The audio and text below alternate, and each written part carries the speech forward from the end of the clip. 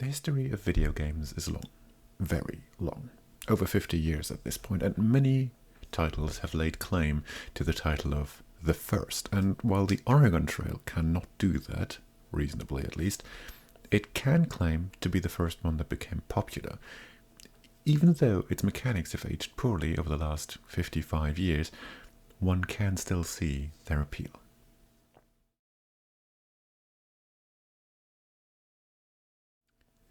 I will be rating the games I play on 10 different categories that I deem relevant, and while the other 9 are somewhat objective, perhaps the most important one is not. I simply ask the question, did I have fun playing it?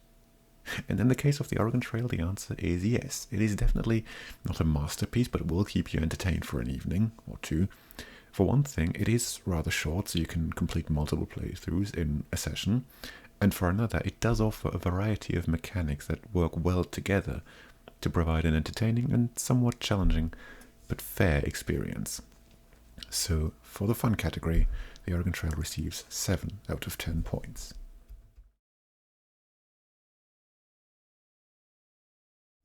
As far as gameplay mechanics are concerned, the Oregon Trail is pretty straightforward. The aim is to get your wagon train from Missouri to Oregon in one piece, inspired by the namesake historic track. You begin by buying supplies such as food, clothing, spare parts for your wagon, oxen and bullets, and the first important decision you make in the game is determining what quantities of these goods you need to buy with your limited funds. That importance, however, is somewhat lowered when you find that you can trade and hunt for everything you need along the trail, so that even serious mistakes here can be fixed rather easily. You might need some luck with what trades are available, but the hunting minigame is so easy that you probably never need to actually buy food. The game does have a strong educational element to it, having been designed primarily for use in schools. As such, providing information about the trail and possible dangers is the focus of gameplay. You will be presented with important landmarks along the trail, have random events such as diseases amongst your group or bandits stealing your supplies, and will have to decide your next moves carefully with regards to the circumstances. One example would be the river crossings, where you are presented with information as to how deep and wide the river is and which options you have for crossing. Even the time of year comes into play here, as the weather has an impact on how deep the crossing is, sometimes forcing you to take a different path. At several points along the trail, you will be given the choice which direction to go next. The actual effects on gameplay are negligible, however, as both paths only ever really differ in length and thus the amount of supplies you're consuming the way. In all cases, both paths eventually merge again. You reach the final minigame, floating your wagon down the Willamette River. It is an engaging final challenge, as you need to dodge the debris in the river, and rewards your success with completing the game. Now, all these mechanics are more than passable, especially considering their time, and they work together well enough to make for an interesting and engaging gameplay loop, but none of them stand out really, and some tend to unbalance the game in a way that makes it too easy, which is why, sadly for gameplay, I can only award 6 points out of 10.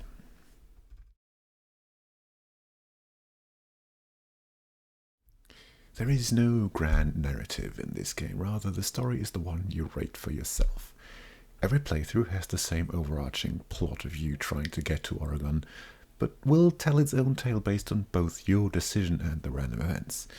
It can range from a wealthy banker paying his way to a comfortable journey with no problems whatsoever, to a poor farmer scraping together his last pennies for supplies and having to overcome all the hardships the Wild West will throw at him. Along the way, you will also encounter other trailers and locals who might give you more insights into the secrets of the places you visit. So while you will not be blown away by storytelling brilliance, by the end of the game you will have a story to tell yourself. But that does only give this game 4 points out of 10 for storytelling.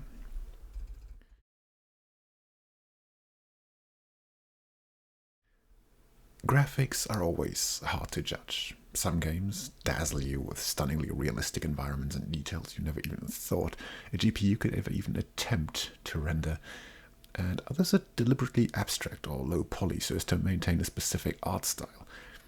And then there is time. A game from 1971, such as The Oregon Trail, will not be able to compete with one from 2026 when it comes to graphics. So we need to judge the Oregon Trail based on the technology of the early 70s. And in that context, it held up really well, even though by today's standards it would merely be considered pixel art. But that style manages to convey all the information to the player that they need, while on the trail there's always a background to give you an impression of your surroundings. The ground will range from green to white to yellow to show grass, snow and sand respectively, and landmarks will be shown as you are approaching them. In addition, there is a map that displays your current position, the route you have been taking and the locations of the major points of interest along the trail. Even the river crossings are animated, if somewhat crudely. All in all, the graphics are dated but adequate for their time, so they earn 5 points out of 10.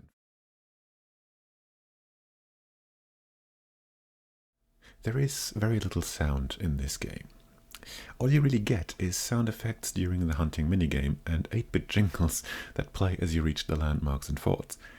It does the job, but due to being just 8-bit, it does not sound particularly good, and because it's used so sparingly, it fails to really create any consistent sense of atmosphere, which is why, sadly, sound design only receives 3 points out of 10.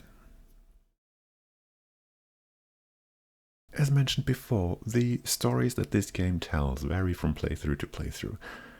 Couple the different backgrounds you can choose at the beginning of the game with all the choices you get to make throughout the course of it and the random events, and you get a noticeably different experience on every run. Different choices in the beginning necessitate different choices later on, and thus change the narrative of your journey, which does give the game significant replay value, and as such, 8 points out of 10.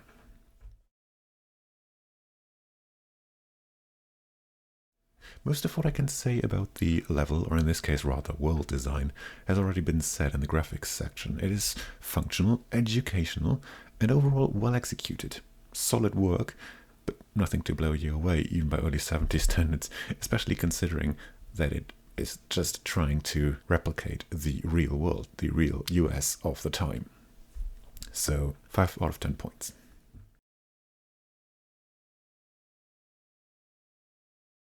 This category judges a game based on whether and how often it crashes, if there is any noticeable bugs or glitches or other technical issues, as well as possible softlocks that QA should have found prior to release.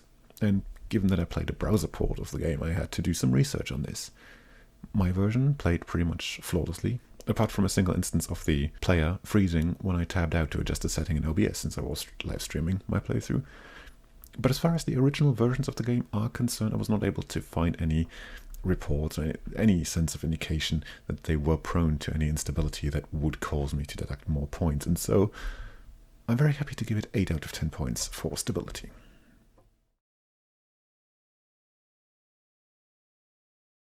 Now, a part of the reason I put this game on the list in the first place is that it can be regarded as the first popular video game. There were other firsts, such as Tennis for Two, which is generally considered the first video game overall, even though that's up for debate still. But the Oregon Trail was, thanks to its use in classrooms, the first one to reach a wide audience, and as such, a whole generation that remembers playing it. Due to its mediocrity in other areas that we went over in this review, the game has, however, failed to cement itself in the minds of players in the same way that other icons of the early video gaming did. And so it fails to achieve a higher score in this category than 6 out of 10.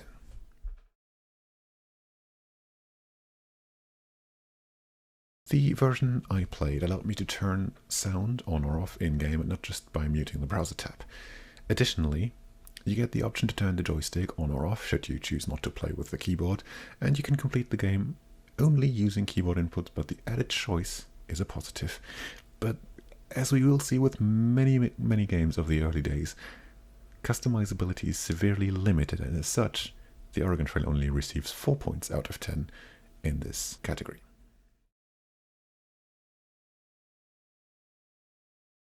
And that is a wrap on this review of the Oregon Trail. Now, adding up all the scores from the 10 categories gives the Oregon Trail a score of 56 out of 100 points, which is a solid start, I would say, just over the halfway line, which I feel is adequate. And don't you worry, there are worse games on this list, as we shall soon see. But there are also better ones. Next game on the list is going to be Pong, a arguably more popular game to this day, but we shall see if it's actually better. So if you don't want to miss that or any other future reviews on classic games, make sure to subscribe, give this video a like, and I'll see you in the next one.